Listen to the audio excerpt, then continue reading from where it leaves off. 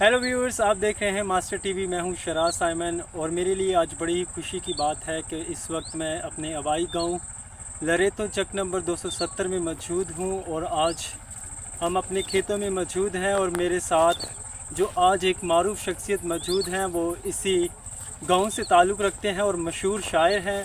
आज हम उनसे जानेंगे उनकी ज़िंदगी की कुछ बातें और आज के नौजवानों के हवाले से उनसे पूछेंगे कि आज के नौजवान जो नस्ल है वो किस तरह शायरी में शौक़ रखती है और उनका कितना रुझान है। तो सबसे पहले सर आपका बहुत बहुत शुक्रिया कि आपने हमें वक्त दिया।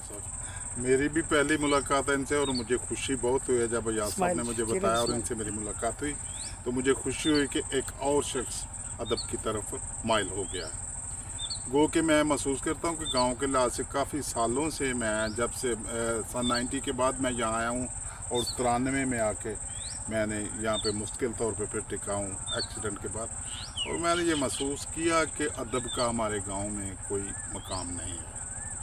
हम ज़्यादा एक दूसरे को नीचा दिखाने की कोशिश करते हैं, तो जब ऐसा करते हैं तो फिर कोई भी अपने आप को ऊंचा नहीं बना सकता। हमें चाहिए ये कि एक दूसरे को ऊपर देखने की कोशिश करें तो फिर हम खुद भी तरक्की कर सकते हैं। मेरा एक शेर है कि अब जाग मेरी कौम तुझे जागना होगा,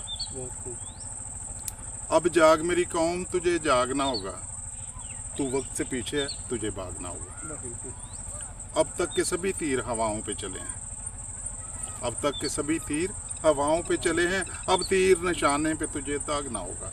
पंजाबी में मैं अपने गांव के लिए बात ये करूंगा कि अज दे घुप हनेरे दे विच कित्थों लब्बां लोआं मैं, अज दे घुप हनेरे दे विच कित्थों लब्बां लोआं मैं, ये चार चफेरे जिद्दा लाशां किन्नू किन्नू रोआं मैं। अज दे घुप हनेरे दे विच कित्थों लब्बां लोआं मैं, चार चफेरे जिंदा लाशां किन्नू किन्नू रोआं मैं। एक ज़मीनां बंजर होईयां ते मैं भी एडा हाली नहीं, एक ज़मीनां बंजर होईयां मैं भी एडा हाली नहीं, अगों अड़कने वैड़े किवें विच पंजाली जोआं मैं। बहुत शानदार। तो जब तक हम एक हमारे बच्चे बुज़ुर्गों की बात नहीं मानते हैं, एक दूसरे के साथ नहीं चलते हैं, कभी हम भी बच्चे थे, अगर आज हम बुज़ुर्ग हैं तो हम बच्चे से बुज़ुर्ग हुए। मैं जानना चाहूँगा कि आज की जो नौजवान नस्ल है, आप देखते होंगे, आपसे मिलते भी होंगे कि आज की नौजवान नस्ल किस तरह मतलब शौक़ रखते हैं और आपसे सीखने की कोशिश करते हैं, और क्या देखते हैं कि पुराने वक्तों में जो लोग शायरी सीखना चाहते थे और आज की जो नौजवान नस्ल है वो किस तरह शायरी को सीखना चाहती है और कितना बदलाव आया है इस सारे माहौल में। ये सब शराज साहब अदब की सनफ़ें बहुत सी हैं। ये कालम नगारी अदब के एक सनफ़ है, शायरी है, तबला बजाना, गाना, ये सारी चीज़ें इसी में शामिल हैं। तो मुझे ये याद है कि 2001 में मैं मुक़द्दसा मरियम के मेले पे कुछ 4 घंटे का प्रोग्राम है जो मेरी सरपरस्ती में होता है। तो कोई वक्त ऐसा था कि मैं लड़कों को पकड़ के, वो गफूर शाह साहब हैं जैसे, ऐसे 2-4 बंदे पकड़ के तो कुछ लिख के खास को गए ना अपनी दुकान पे, तो उनको वहाँ मुक़द्दसा मरियम की शान में गाने के लिए लाता था और कोई नहीं होता था और 10-15 मिनट में वो प्रोग्राम ख़त्म हो जाता।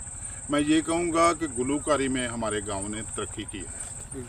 आज अच्छे से अच्छे गुलूकार हैं जो गायकी को समझते हैं, और आज वहाँ पे अगर पूरी रात का प्रोग्राम भी हो तो हमारे पास एक एक गुलूकार ऐसा है, एक एक फनकार ऐसा है कि वही रात उसको लोग सुन के महसूस होते रहेंगे। लेकिन शायरी में ये कहूँगा कि अभी तक जो मैं चाहता हूँ, हर आदमी की एक ख्वाहिश होती है।